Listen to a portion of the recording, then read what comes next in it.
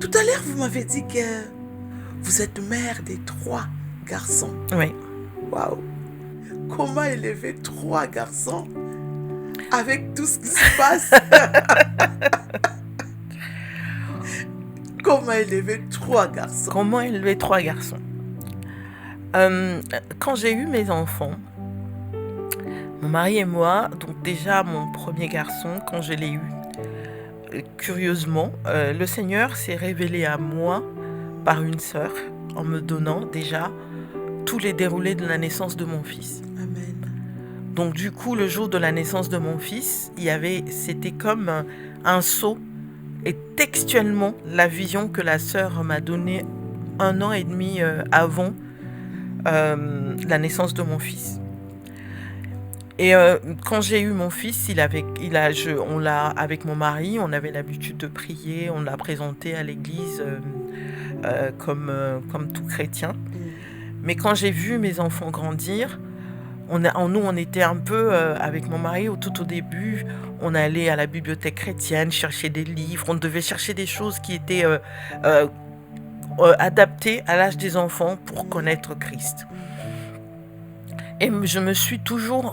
Donc après, quand j'ai eu mon deuxième qui est arrivé 3 ans et demi après son aîné, quand ils sont venus à l'âge vraiment d'apprendre des choses de Dieu, je priais que le Seigneur m'oriente vers une église où il y avait vraiment une manière d'enseigner les enfants, adaptée aux enfants. Ça a toujours été ma préoccupation. Parce que je me suis toujours dit, c'est vrai, je suis celle qui montre nous parents, on est ceux qui montrent la voie du Seigneur à nos enfants. Mais je voulais que les enfants aient cette capacité de comprendre, d'écouter la parole avec un langage d'enfant. Amen.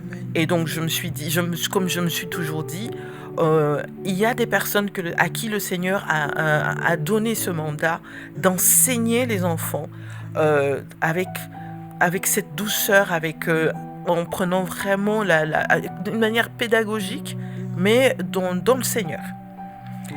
Et Dieu nous a conduits vers une église sur Paris, à Fila, où les enfants, par rapport à leur âge, ils avaient des classes.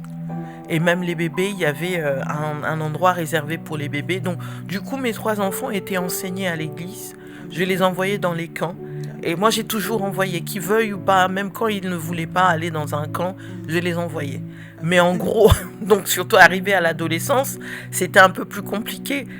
Mais j'ai dit, moi, je me suis toujours dit, quand ils sont enfants, j'en profite, pas imposé, donc selon l'éducation, tout en leur laissant un peu de liberté. Mais je me suis dit, avec les enfants, quand le Seigneur te donne l'occasion, enseigne-les, prie avec les enfants. Amen. Vraiment prendre le temps de prier pour les enfants. Amen. C'est dans ce sens-là vraiment que j'ai disais, qu'ils aient un enseignement adapté, Amen. qu'ils aillent au camp, là où il y a des réunions des enfants, des jeunes, par rapport à leur âge. Il y a une réalité que nous, parents, on n'a pas, et que souvent dans les rencontres avec les jeunes, il y a des moniteurs qui sont formés, et qui sont formés et puis en plus, qui sont mandatés par le Seigneur. Ils ont cette capacité d'amener un enseignement vers les enfants, sans pour autant que ce soit un enseignement des fois lourd.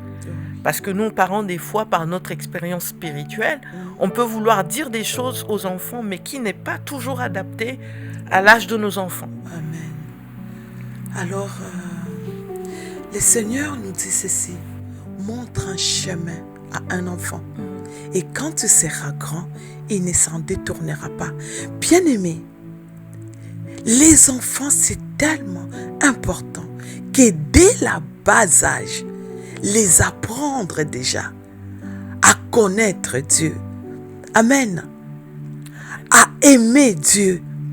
Ça fait...